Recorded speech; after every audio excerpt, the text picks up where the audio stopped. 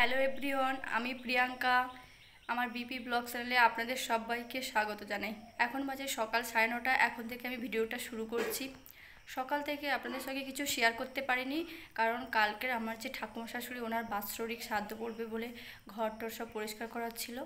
আমি আর মামনি দুজনে মিলে পুরো ঘর ঝুলটুল যা হয়েছিল ঝেড়ে পরিষ্কার করে তারপরে আমি টিউশন করাই, বাচ্চারা চলে এসেছিলো বলে তাড়াতাড়ি করে আমি ফ্রেশ হয়ে পড়াতে বসে গেছিলাম। পড়িয়ে উঠে এই খেয়ে দিয়ে আপনাদের সঙ্গে ভিডিও শেয়ার করছি। এখন সারা ঘরটা সব পরিষ্কার করা হবে, মোছা হবে আর কি। আজ থেকে ঠিক 1 বছর আগে যখন আমাদের দেখাশোনা হয়েছিল, ঠাকুমার তখন অবস্থা খুব একটা ভালো ছিল না। উনি নাতি বউকে দেখতে চেয়েছিল, তার জন্য তাড়াহুড়ো করে আমাদের বিয়ের অ্যারেঞ্জমেন্ট করা হয়েছিল। কিন্তু ঠাকুমা আর আমাদেরকে দেখে যেতে পারেনি। আমাকে ভিডিও কলে দেখেছে, আমিও ঠাকুমাকে দেখেছি। বিয়ের ঠিক 1 মাস আগে থেকে ঠাকুমার সঙ্গে আমার ফোনে কথা হতো। তখন থেকে আমি এই বাড়ির সঙ্গে ফোনে কথা বলতাম আমাদের রেজিস্ট্রি হয়ে যাবার পর। তারপর থেকে হচ্ছে বেশিরভাগ কথা আমার ঠাকুমার সঙ্গে হতো। ঠাকুমা আমার সঙ্গে অনেক কথা শেয়ার করতো, ঠাকুমা আমার সঙ্গে অনেক কথা অনেক গল্প করতো। কিন্তু ঠিক আমাদের আশীর্বাদই হয়েছে। তার 2 দিন পরে ঠাকুমা মারা গিয়েছিল। তার জন্য আমাদের বিয়েটা বন্ধ হয়ে যেত বলে 1 বছরের শ্রাদ্ধটাকে তখন হচ্ছে তুলে দিয়ে বিয়েটা হয়েছিল। এখন এটা বাৎসরিক একটা ভোজি দেওয়া হবে। ঠাকুমা চলে গেলে, আমাদের সবাইকে ছেড়ে চলে গেলেও আমার জন্য অনেক কিছু স্মৃতি হচ্ছে রেখে গেছে। ঠাকুমার অনেক ডায়েরিতে লেখা আছে অনেক ধরনের রেসিপি, বিভিন্ন ধরনের আচারের রেসিপি, আরও অনেক কিছু। একদিন সেগুলো আপনাদের সঙ্গে সব কিছু শেয়ার করব। আর ঠাকুমা আগেকার সময় কিন্তু 7 পর্যন্ত পড়েছে, কিন্তু হাতের লেখা ভীষণই সুন্দর।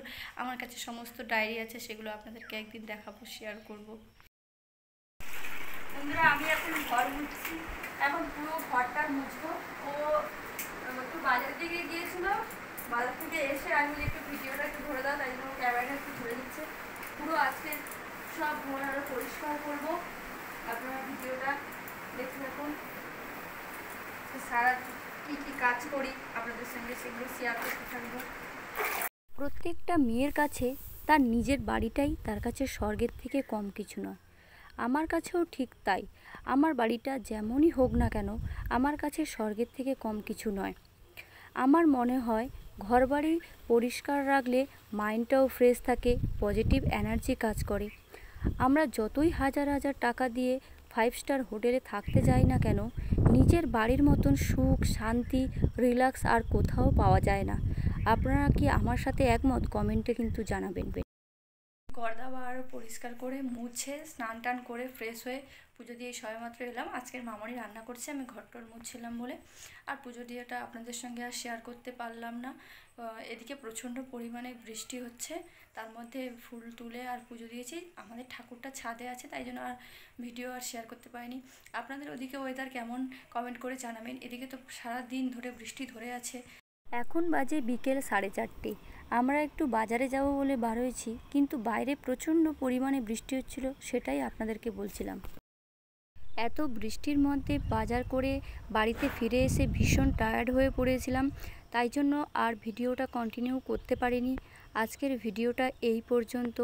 আজ তবে আসি, কাল আবার দেখা হচ্ছে নতুন একটা ভিডিওর সঙ্গে।